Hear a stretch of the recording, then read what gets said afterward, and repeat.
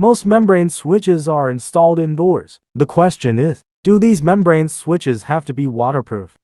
Water resistance is not necessarily a requirement for indoor membrane switches. It depends on the specific environment and requirements of membrane switches.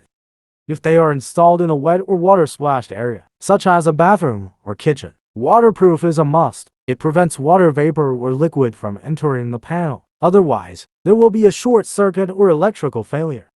However, if they are installed in a dry environment, such as a bedroom or living room, the waterproof function is not necessary. In this case, the waterproofness of ordinary membrane switches can meet the needs.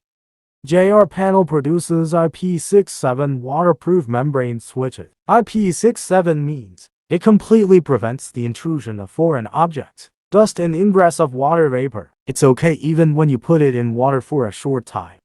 JRPanel has rich experience in membrane switches manufacturing. Don't hesitate to contact us if you need something.